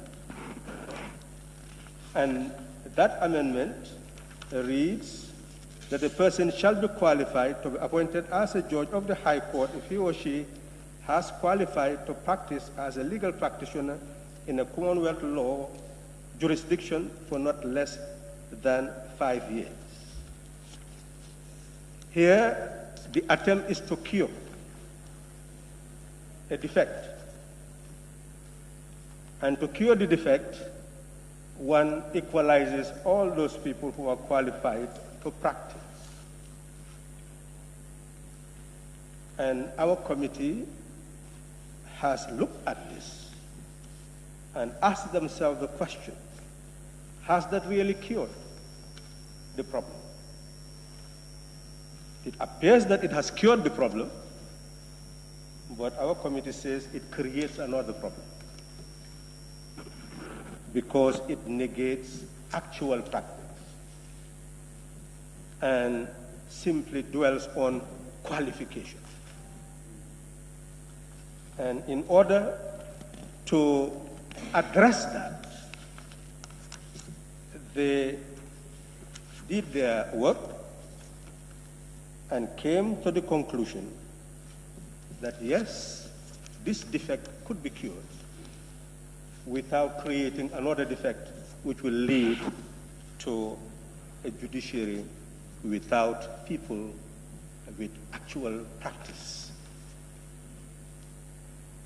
being the basis of their occupancy of a particular responsibility.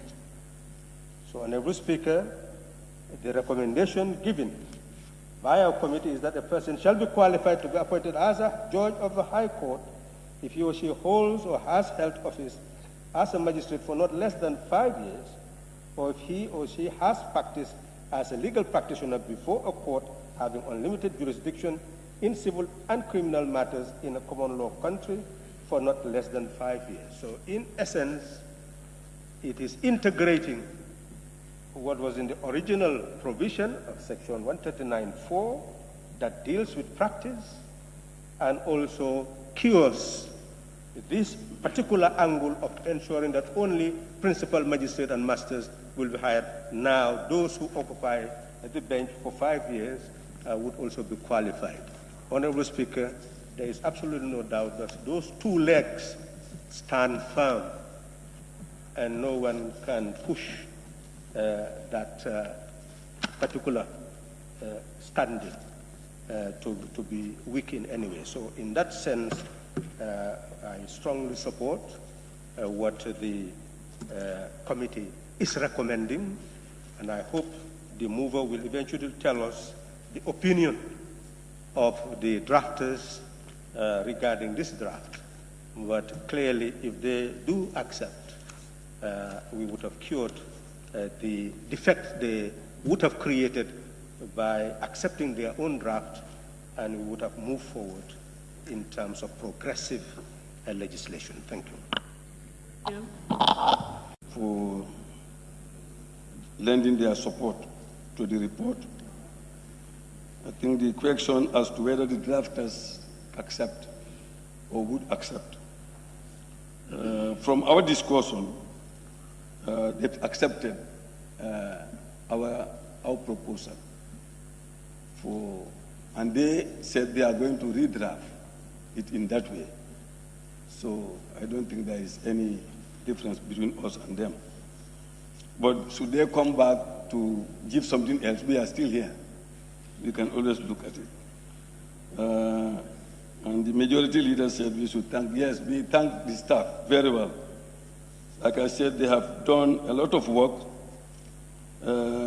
This thing has been written more than 3 times, 4 times, and we keep on editing the text until we arrive at this situation. So we thank them very well.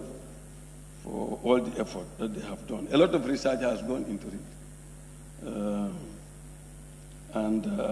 Like I said, there are also legal personalities between us, including the Speaker.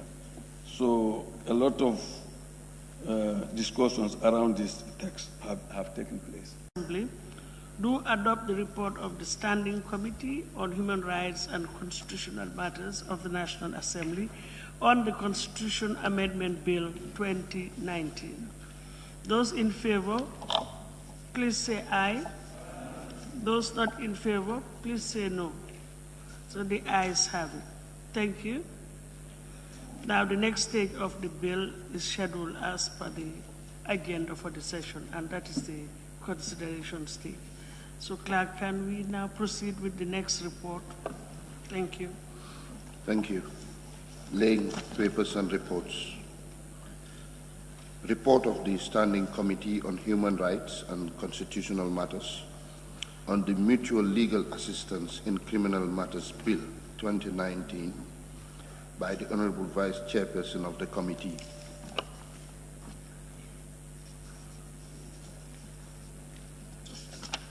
Thank you very much.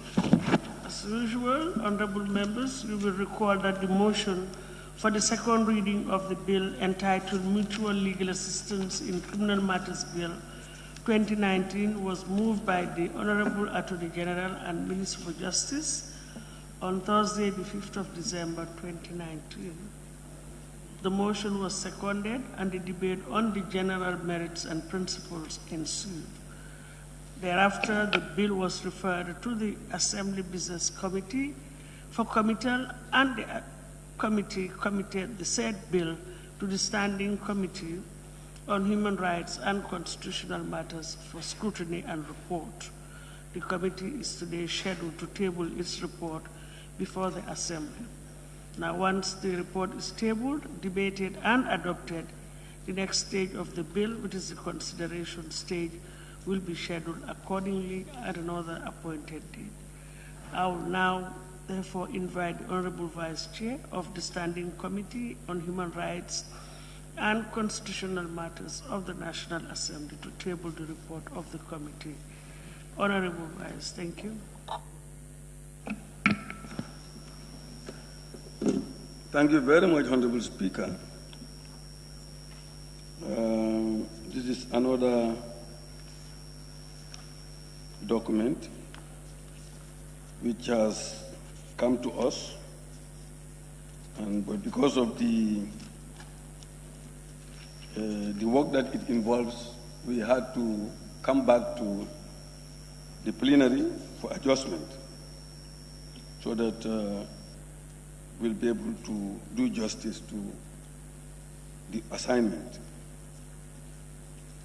Honorable Speaker, this bill can improve the quality of prosecution of criminal cases before courts of law, as evidence found or existing in other countries can be accessed by the Gambia through request, only through request.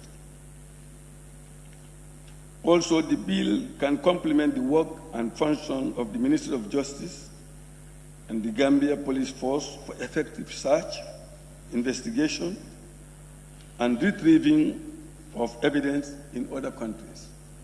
So it's mutual. Finally, the bill legislates on a new domain and is not in conflict with the Extradition Act. The Extradition Act deals with the physical transmission of a culprit or accused person from one country to the other, whereas the Mutual Legal Assistance Bill deals with the transmission of evidence or witnesses from one country to the other. So we made some observations. One, the committee was on the structure of the bill by focusing on its grammar, the spellings and punctuations. We've done that. It is also observed by the committee that there are two sections in the bill, number 38, two parts marked Part 2. In addition, the sections and paragraphs at page 1 are not properly arranged. If you go through the actual bill, you will see those problems there. The bill further observed that the heading of Section 13 needs to be revised, and the provisions of Section 12.9 is mixed with Section 12.8 of the bill. The committee recommends Section 12.9 of the bill to be placed into a separate paragraph. Finally, Section 14.1 of the bill makes reference to Section 14, but the intention was to refer to Section 13. That's the intention. Therefore, the committee recommends that Section 14 should be amended to Section 13 under Section 14.1, which shall now read, quote, the minister may make arrangements in relation to the keeping in custody of persons who are in the Gambia pursuant to the request under Section 13. 2. Section 8.2 of the bill deals with requests for assistance by a foreign country. The country requesting for assistance shall accompany the request with a document which shall specify the nature of the criminal offense for which the request relates, the time frame, and the name of the authority making the request should also be indicated. The compliance to these conditions by the requesting state under Section 8.2 of the bill is mandatory because the word used is shall. Therefore, Section 8.3, which provides that failure to comply with the conditions under Section 8.2 should not be a ground for refusal of request, as has been negated the meaning of shall above. If you follow that section, you will see, even though there was shall, they don't want to make it mandatory, but we are saying it should be mandatory.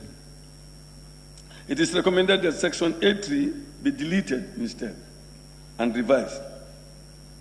Part 3 of the Act has two sections, that is 9 and 10, dealing with procedures for request of evidence. The proviso of Section 10.1 reads, quote, for the purpose of criminal proceedings in the foreign country, the minister may subject to such terms and conditions as he or she may determine, authorize the taking of evidence or the production of the documents, unquote.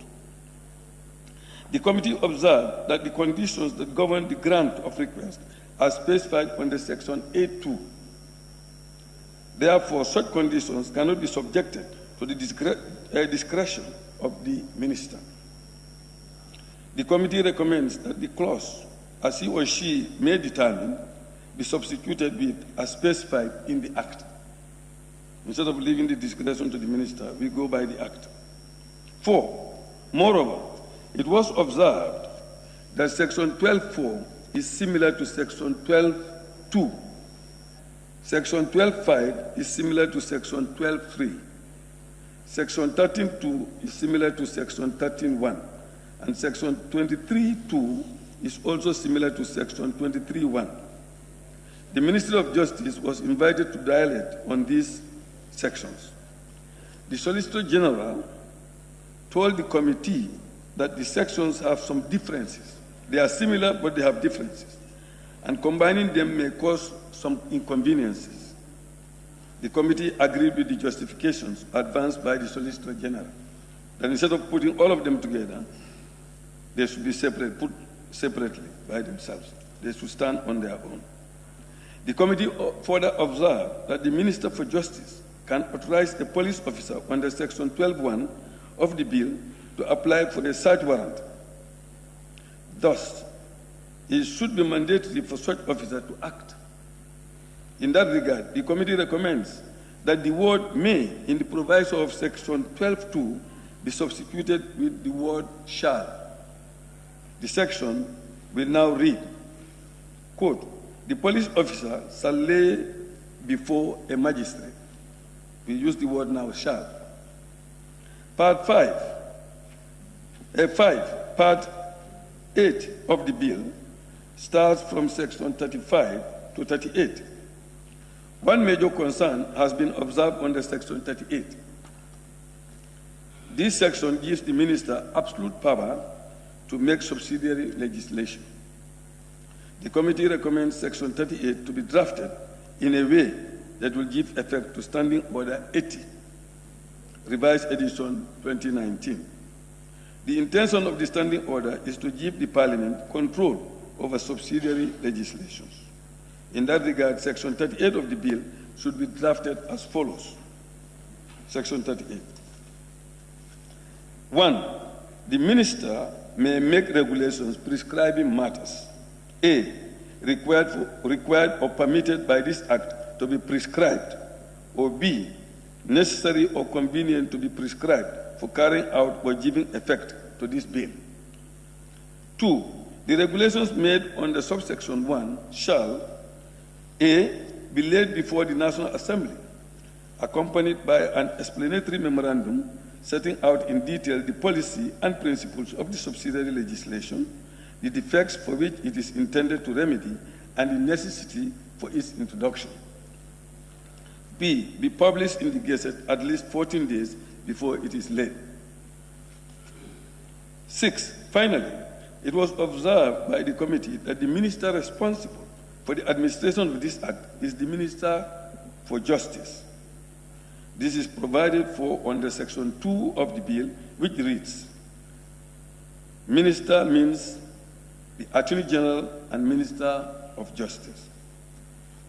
Since the bill has significant bearing on foreign and diplomatic relations of the Gambia, the committee recommends that the minister under Section 2 of the bill should include the Minister of Foreign Affairs. That's our suggestion there. Thus, the above section should now read, Minister means the Attorney General and Minister of Justice in consultation with the Minister of Foreign Affairs. So we can look at that. Recommendation. The committee recommends this bill with amendments and corrections observed. The committee also recommends to all other committees dealing with bills to give effect to Standing Order 8. Honorable Speaker, if you look at the annex, it's our members of the committee, we are all there, you can see them. Everybody has played a part in this. It took a long time before we can come to conclusion on this, to deal with all the misconceptions, all the issues that were raised. And the supporting staff, we can see the table office there, he is always there with us. And the senior legal officer has played a key role in preparing this report, of course with our contribution, editing, and so on and so forth. Our witnesses, Solicitor General and Legal Secretary, spent almost a full day with us, and of course with the technicians at the ministry to deal with all these clarifications. So I thank the plenary for the time and the fact that they have given us this important assignment, and thank the administrators for the printing, because we printed this over and over so that we can go over and over to edit it. And thank the speaker for allowing me to present this report. Thank you very much. Now, you can raise your tags so that we'll take the list. I earlier on had Jara East, yes, honorable member for Jara East, and any other honorable member, so that I can have your tags down. Otherwise, I'll take it that it is only Jara East who wants to make an intervention. Am I right? Yes, thank you. Yeah, Madam Speaker, thank you very much for giving me the floor. I'll be very brief, Madam Speaker.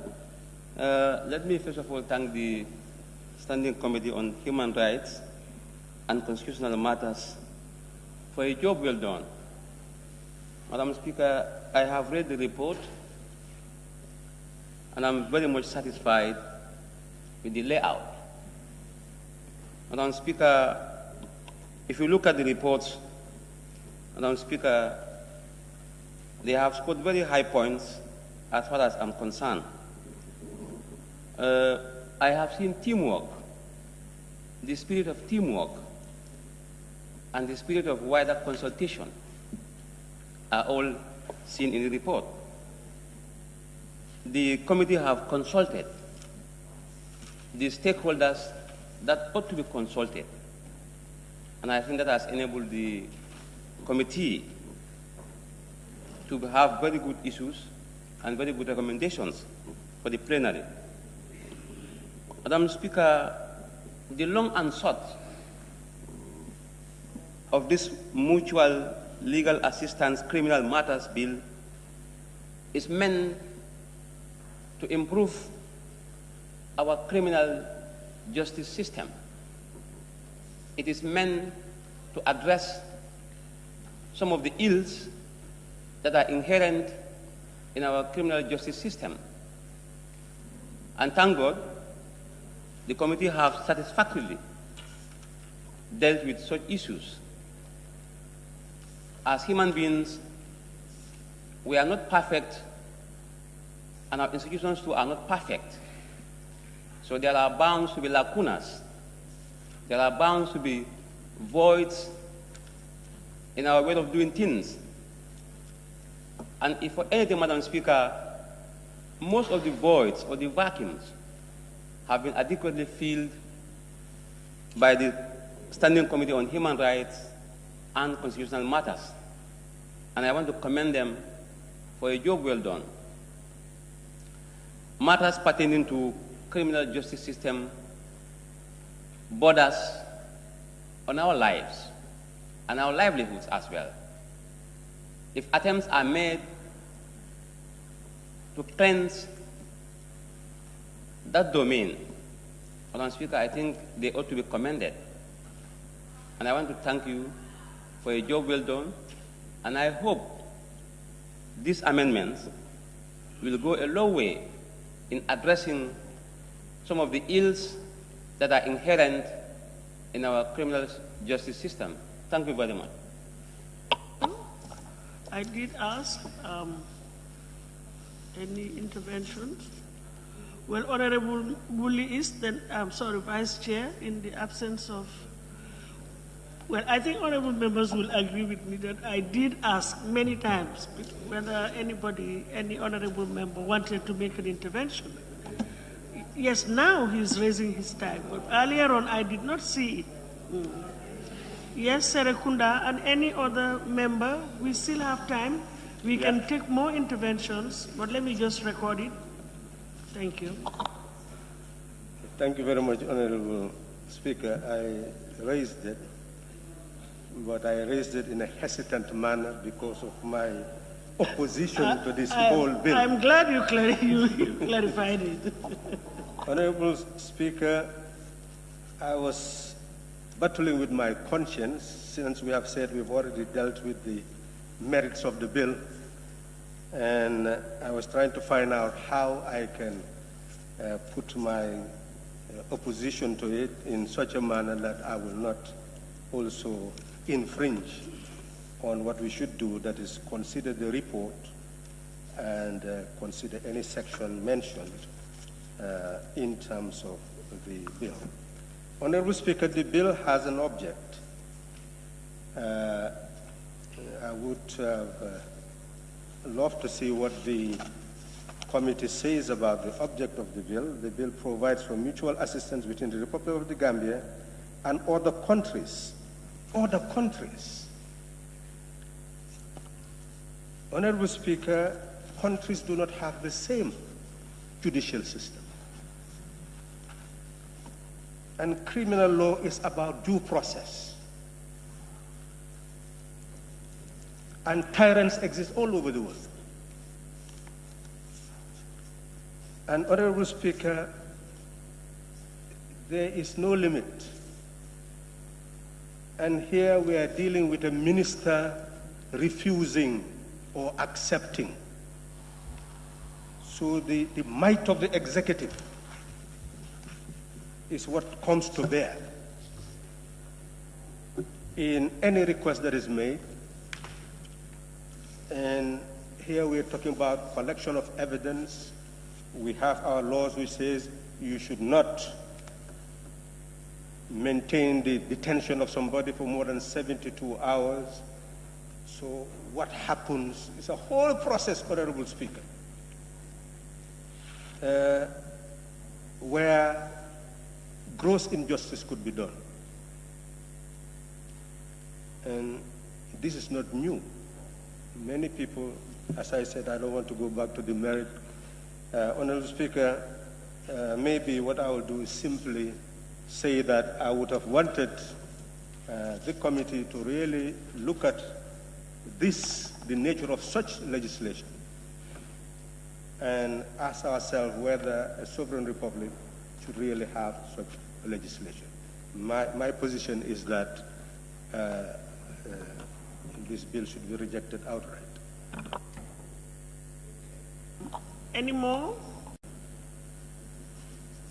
I thank the plenary for the support. We have the only contentious member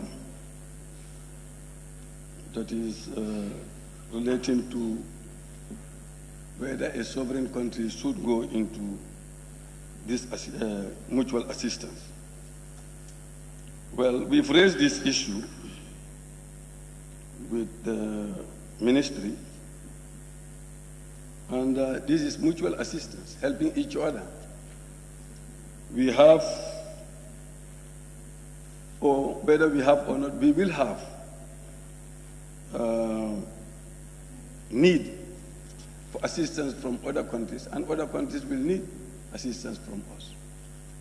I could remember raising this particular issue during the meeting. So, and this is also on a case-by-case basis. It's left to us to decide whether we will deal with this country, we'll have mutual assistance with this country, or we will not have.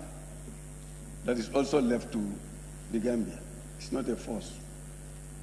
Because I raised that also, whether other countries have also ratified the same. But all countries have theirs, according to the information. And before we go into having this assistance with anybody, we should look at what they have, how they want to do it, so that if it is in our interest, we go into it. If it is not in our interest, then we don't have to go into it. So it's entirely left to the Gambia to decide who and who you will enter into this type of assistance. That's all that I can say about this. Hopefully when the minister comes, he may be also able to dilate on this. But we've not seen anywhere where we can derogate from the sovereignty of this country as far as the bill is concerned.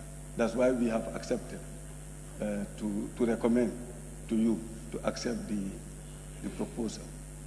So I thank everybody for the time. Thank you very much.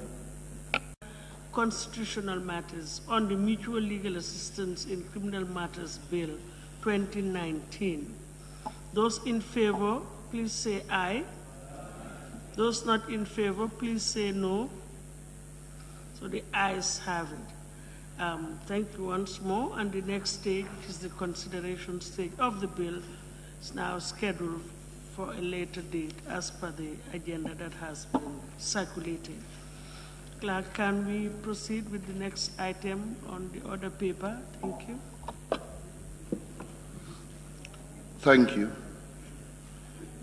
Motion, be it resolved that this August Assembly do consider and approve the motion to amend the Standing Orders of the National Assembly 2019 edition by the Right Honorable Sidia Jatta, Chairperson, Standing Orders Committee.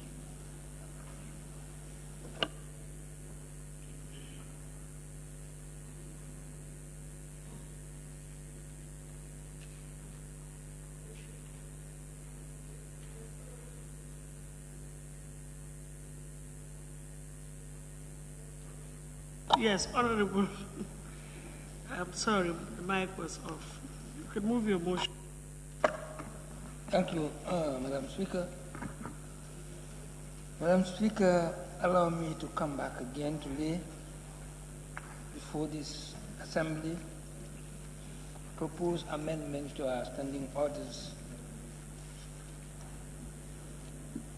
The object is simple.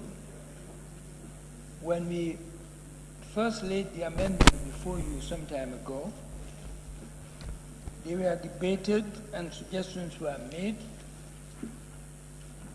The committee decided to go back to the drawing table to consider your suggestions and tidy the proposed amendments. I think you all have copies of the proposed amendments.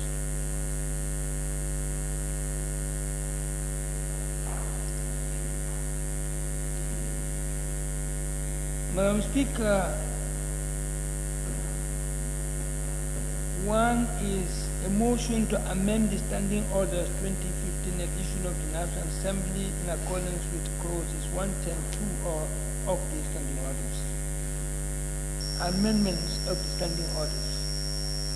Standing Orders 2019 edition of the National Assembly in this motion referred to as the Standing Orders is amended as set out in this motion. 3. Amendment of Standing Order 16. Standing Order 16 voting is amended by A, deleting the letter B in sub-paragraph 13 of the Standing Orders. B, inserting after paragraph 14 the following new paragraph 15. In any instance where the Constitution requires a fixed majority to decide on a question, Assembly shall not proceed to a vote on that question unless and until a number of members equivalent to such fixed majority is present at the time of voting. This is the amendment proposed. Amendment of Standing Order 53, Standing Order 53, motion which may be made without notice is amended by A, inserting the words or motion immediately after the word bill in paragraph E. B, replacing the number 9 with number 13 in paragraph L. The honorable member for Rikama had some problem, but we had a discussion with him and then he now sees what exactly it is meant. 5, amendment of Standing Order 61. Standing Order 61, debate of motions and amendments is amended by A, inserting after paragraph 1 the following new paragraph 2 and 3. 2, the Assembly may, on a motion made by the Assembly Business Committee in accordance with this standing order, impose a limit in respect of debate on any particular motion or bill by allotting a limited period of time for such debate, or by limiting the time during which members may speak in such debate, or by imposing both such limitations. That's the amendment. 3, a motion for limiting debate under this standing order may be made without notice, provided that such motion shall not be made in the course of the debate to which it refers, unless it is moved after adjournment of such debate and before the debate is resumed. 6, amendment of cross-heading other orders. Standing orders, other orders is amended by inserting immediately before subheading 143, visiting dignitaries, the following new subheading and paragraphs. 143, members traveling outside the Gambia. 1, members intending to travel both within or outside the Gambia, A, in an official capacity, shall give notice to the Speaker to that effect. B, in private capacity that affects his or her official functions, shall give notice to the Speaker to that effect. C, or in any other capacity, may give notice to the Speaker to that effect, indicating 1, the purpose and destination intended to be visited, 2, the dates of intended travel and period of absence, 3, the telephone contact and postal or physical address of their stay during the period of absence. 3, all information submitted under the standing order shall be kept in a register which the clerk shall maintain for that purpose and shall not be disclosed to any person without the permission of the Speaker. 7, amendment of Standing Order 97, cross-heading, remit of all committees. Standing Order 97, remit of all committees, is amended by inserting immediately after subheading 97, remit of all committees, the following new subheadings and paragraphs. 98, vote of no confidence in the chairperson, vice chairperson, and head of delegation to international institutions.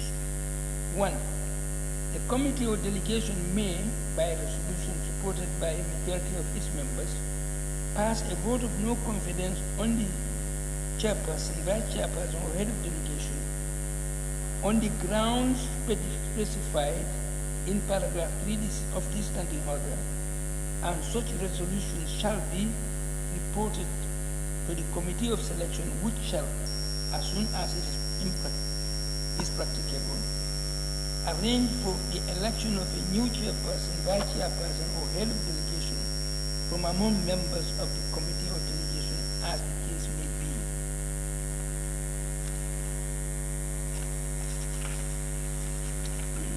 2, the members desiring to make a resolution under paragraph 1 shall serve the chairperson, vice chairperson, or head of delegation with a written notice, and may, if they constitute a majority, request the clerk to call for a meeting at the expiry of 3 days after the giving of such notice.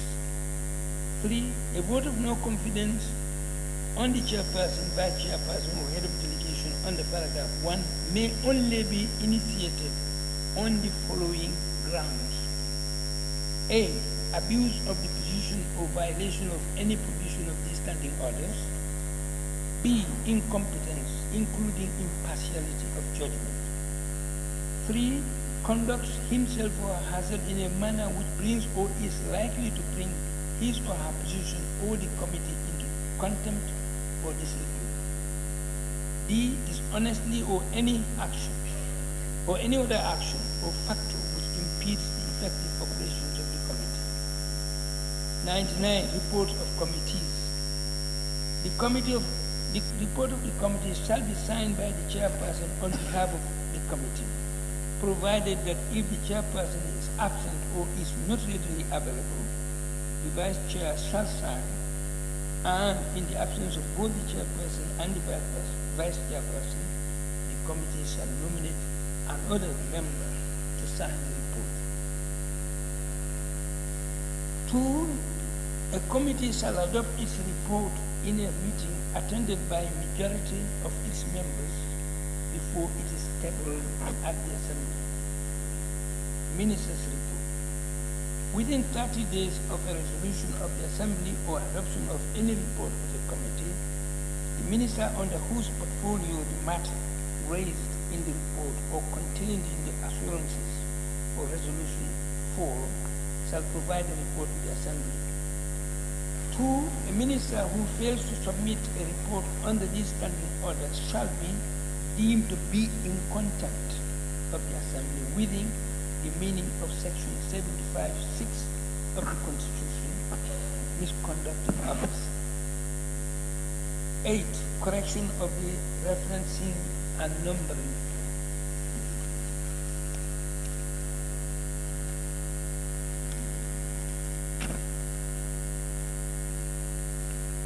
All the referencing, cross-referencing, and renumbering in the standing orders affected by this amendment to be reflected and corrected by the clerk accordingly.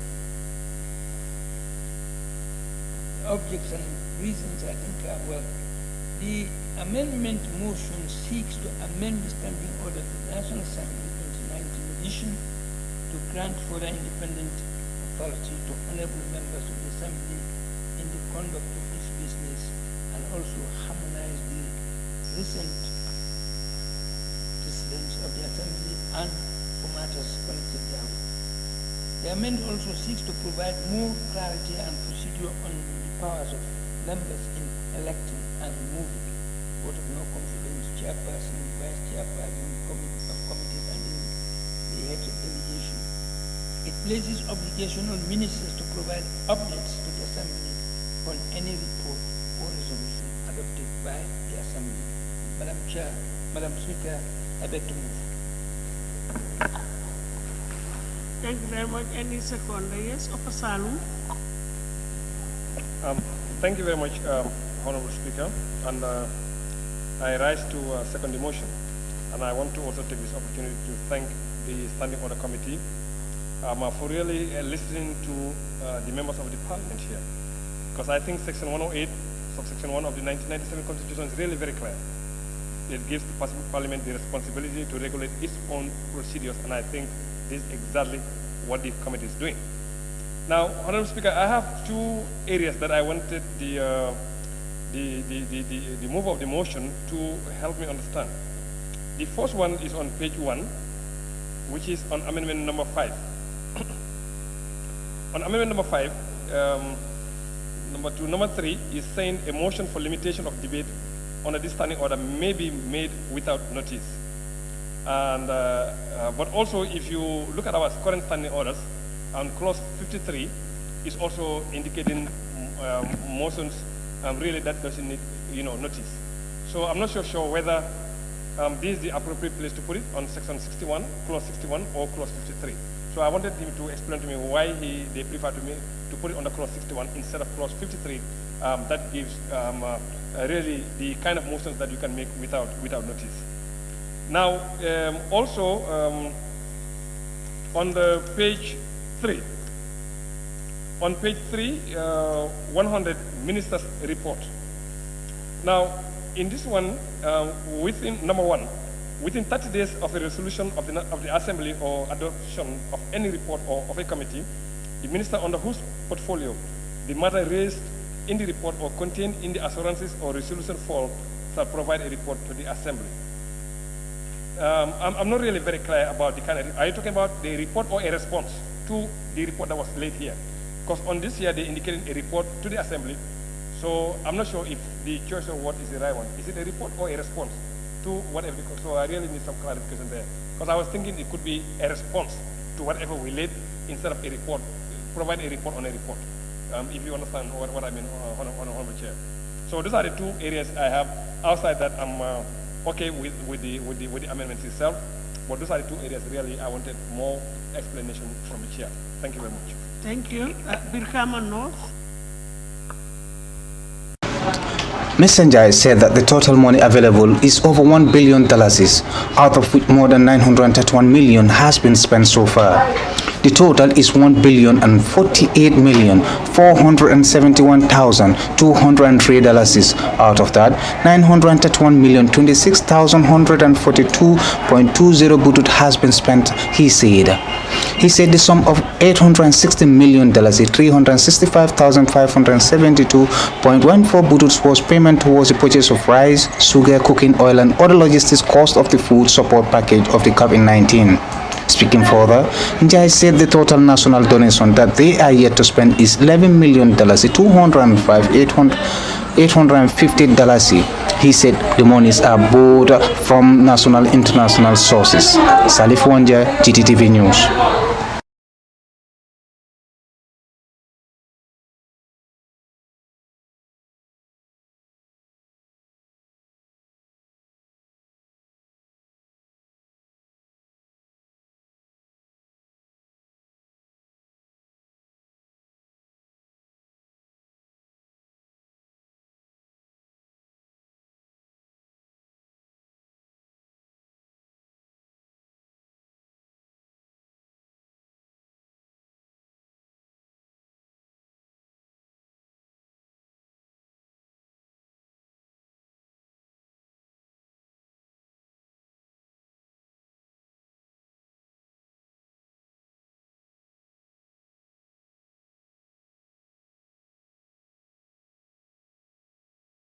dinañ waxtaane nag si biir kër yi. diggante nit ki ak boromam. dinañ dem si biir office yi. diggante nit ki ak yonantum. dinañ génn réew mi. diggante nit ki sax ak moromam.